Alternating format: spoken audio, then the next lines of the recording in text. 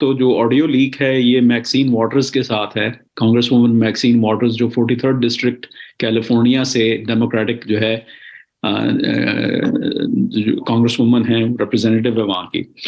ان کی سیاست جو ہے وہ ذرا فار لیفٹ کی سیاست ہے. یہ خود بھی بڑی کنٹروورشل رہی ہیں، ایٹ لیسٹ دو موقعوں کے اوپر انہوں نے کھل کر بیان دیا تھا. ایک تو اپنا یہ ٹرمپ کے خلاف کہ جی جو اپنا ڈیموکریٹس ہیں جو مخالفین ہیں، ایکٹیوسٹ ہیں ٹرمپ کے، وہ ٹرمپ کے جو لوگ ہیں ان کو ہراساں کریں. تو ان کی سیاست تھوڑی سی ملتی جلتی ہے خان صاحب والی سیاست سے، وہ جو ویجیلینٹی قسم کی سیاست ہے.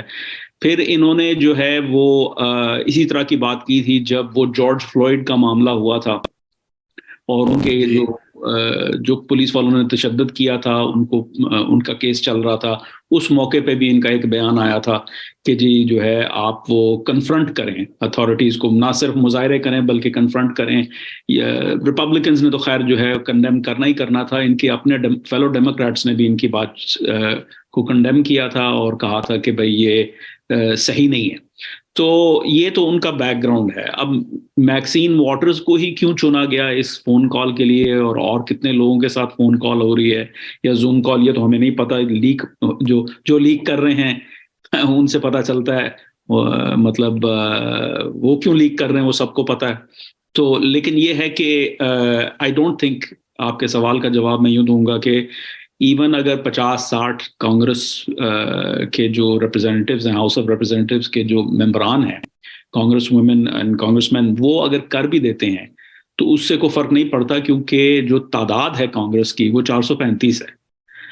تو یہ بہت ہی چھوٹی اقلیت ہے جو یہ کر رہی ہے. پھر جن کو امریکی سسٹم کا پتہ ہے ان کو پتہ ہے کہ انلیس کہ کوئی آپ کو سینیٹر سپورٹ کر رہا ہو، کیونکہ سینیٹر جو ہے یہاں کی ہر ریاست کا 2 سینیٹرز ہوتے ہیں، کل 100 سینیٹر ہوتے ہیں. تو جب تک کوئی سینیٹرز کے اندر کوئی ہلچل نہ ہو تو اس طرح کے بیانات جو ہیں وہ میڈیا میں تو بازگشت کرتے ہیں، بالخصوص جو ہے بیرونی میڈیا میں، اس کیس میں پاکستانی میڈیا میں، لیکن اس سے زیادہ آگے بات جاتی نہیں. مجھے لگتا ہے کہ جن لوگوں نے جو ہے وہ لیک کیا ہے، نامعلوم افراد نے، تو وہ جو ہے ان کا جو مقصد ہے وہ یہ ہے کہ خان صاحب کو ذرا مزید شرمندہ کرنا، کہ دیکھیں آپ پہلے کہتے تھے امپورٹڈ حکومت ہے اور آپ اب جو ہے یہ امریکہ نے میری رژیم کو چینج کر دیا، اب آپ اسی امریکہ کے لوگوں کے آپ جو ہے دروازے کھٹکا رہے ہیں کہ بھائی آپ میری مدد کریں، اور آپ پاکستان کے اندرونی معاملات میں مداخلت کے مترادف جو ہے بیہیویئر ہے آپ کا. تو آئی تھنک دیٹس بیسکلی ان کا وہ ان کا گول ہے.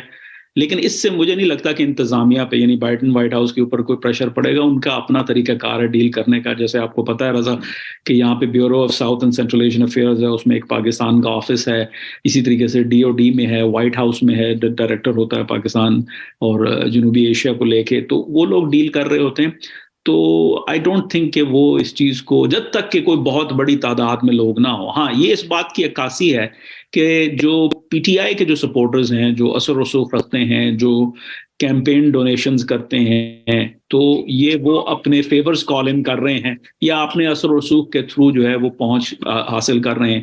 اب میکسین واٹرز جو ہیں وہ کیوں انہوں نے جو ہے نا یہ فیصلہ کیا کہ ہاں وہ عمران خان سے بات کریں گی، اس کا ایک سمپل سا سیاسی سا جو ہے وہ اپنا وجہ ہے، وہ یہ ہے کہ ان کے بھی فائدے میں ہے کہ وہ ایک بیرونی ملک جو حالات ہو رہے ہیں اس میں اپنے آپ کو پیش کریں، اپنا اثر و رسوخ بڑھائیں.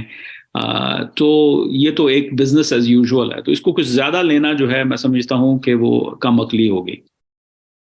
سیاسی نظام ایسا ہے کہ یہاں پر جو پاکستان کی تو بات کی جاتی ہے کرپشن کی، لیکن یہاں پر تو باقاعدہ آپ پیسے دے کے تو جو مرضی ان سے بات کروا لیں. یہ بھی ہم نے دیکھا ہے بہت زیادہ یہاں پر جو کیمپین ڈونیشنز ایسے کہہ رہے ہیں کامران بخاری صاحب، در حقیقت وہ یہی ہوتا ہے کہ جی پیسے $5,000 اور $10,000 وہ اس کی کیپس ہوتے ہیں اور اس کے تحت جو ہے وہ کانگریس میں سے بات ہوتی ہے. اچھا جی احمد بلال محبوب صاحب، میں یہ آپ نے دیکھا ہوگا کہ ایک کمیشن بھی قائم کیا ہے حکومت نے آج قاضی فائز عیسیٰ صاحب کی اور 2 چیف جسٹس صاحب کی سربراہی میں.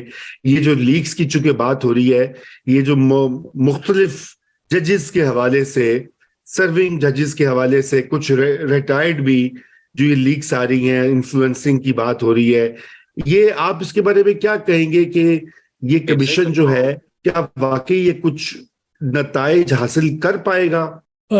رضا، اس میں میری کچھ معلومات پوری طرح مکمل نہیں ہے.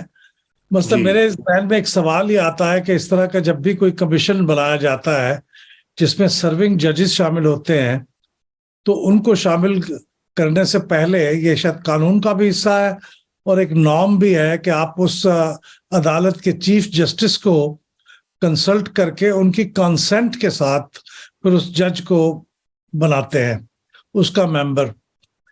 اب اس معاملے میں ایک خاص بات یہ ہے کہ یہ چیف جسٹس صاحب خود بھی اس میں انوالوڈ ہے، لیکن میں سمجھتا ہوں کہ چیف جسٹس صاحب اگر انوالو ہوں بھی تو بھی یہ جو ریکوائرمنٹ ہے، کیونکہ کئی چیزیں ایسی چیف جسٹس صاحب کرتے ہیں جن میں وہ خود انوالو ہوتے ہیں. مثال کے طور سے ابھی جو قانون ہے سپریم کورٹ کے پریکٹسز کا قانون، اس میں بھی چونکہ وہ براہ راست ان کے مفادات کا سوال ہے کہ وہ بینچ بنائیں گے یا نہیں بنائیں گے، کیا ان کو اختیار حاصل ہوگا یا نہیں ہوگا. لیکن اس کے باوجود وہ اس بینچ کی سربراہی کر رہے تھے جس نے یہ فیصلہ کیا 8 رکنی بینچ نے کہ ان کو یہ موقع کہ اس کو سسپینڈ کر دیا جائے اس قانون کو.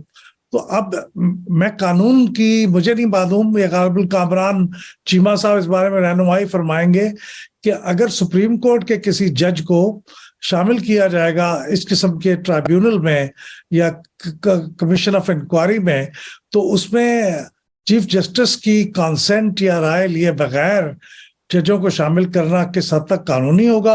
اور دوسری بات ہے کہ کیا یہ ججز جن کو شامل کیا گیا ہے، میرا تو خیال ہے کہ انہوں نے ان سے تو کم از کم کانسنٹ لے لی ہوگی. تو یہ ایک پھر مجھے لگتا ہے کہ یہ ایک قانونی سا ایک نقطہ پھر تنازع کا شکار ہوگا. لیکن بہرحال یہ بہت اہم ڈیولپمنٹ ہے. اگر یہ واقعی کمیشن بن جاتا ہے اور وہ اپنا کام شروع کر دیتا ہے اور 30 دن کے اندر جس طرح لکھا ہوا ہے وہ فیصلہ دے دیتا ہے، تو پھر اس کی امپلیکیشنز تو ہوں گی. اس کے نتیجے میں پھر ظاہر ہے قانونی کارروائی کرنا وہ ذرا مشکل ہو جائے گا، کہ یہ ممکن ہو جائے گا کہ یہ باتیں کس طرح سے ہو رہی ہیں، کس طرح سے انفلوئنس کر رہی ہیں.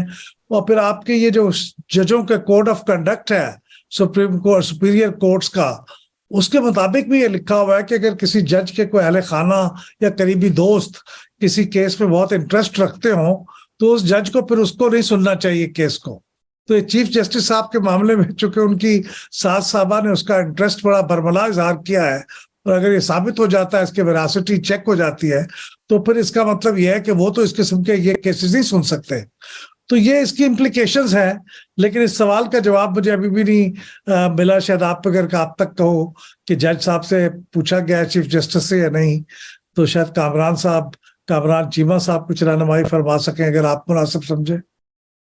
جی کامران راحیل صاحب، آپ اس کے اوپر سے اپنی رائے دیجئے. تھوڑا انمیوٹ کر لیجئے گا اپنے آپ کو.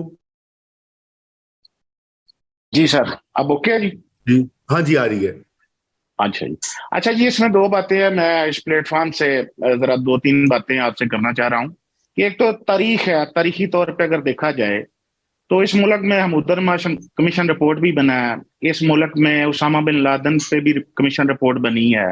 لیکن آج تک ہماری تو زندگی ترس گئی ہے، ان کی رپورٹ نہیں سامنے منظر عام پہ آ سکی. اور میں یہ سمجھتا ہوں کہ یہ ہمارے سماج کے اندر اشرافیہ کے تضادات کی لڑائی ہے. اب جو لڑائی باہر نکل رہی ہے، اور یہ مجھ کو ہمارے لیے تو یہ خبر ہوتی ہے، لیکن اصل میں تو یہ لڑائی ہے بیسیکلی. اب ایمن بلال صاحب نے کہا جی کہ اس کے کیا قانونی پہلو ہیں. اس حوالے سے اگر دیکھیں کہ Hamoodur commission report, Osama bin Laden پہ کمیشن کبھی بھی نہ بنتے اگر یہ صرف پریروگیٹو ان کے ججز کا ہوتا. اور شکر میں تو کہتا ہوں کہ یہ اچھا ہے کہ ججز کے حوالے سے بھی کچھ سوال جواب ہونے چاہیے، کہ یہ کوئی مقدس گائے نہیں ہے. آپ دیکھیں کہ اس ملک میں کیسز، آپ ذرا ہائی کورٹ میں دیکھیں کہ کیسز کس طرح لگائے جاتے ہیں اور کس طرح فکس کیے جاتے ہیں. کس جماعت کو فیور دینی ہو تو کس جج کے پاس کیس لگتا ہے، یہ زبان زدے عام ہے چیزیں. اور اگر کسی خاص پارٹی کو فائدہ دینا ہو تو کس جج کے پاس کیسز لگتے ہیں. یہ نارمل پریکٹس بن چکی ہے پاکستان میں. اور دوسری بات یہ ہے کہ وہ فیض صاحب کا شعر ہے کہ بنے ہے اہل ہوس مدعی بھی منصف بھی، کس سے وکیل کریں کس سے منصفی چاہے.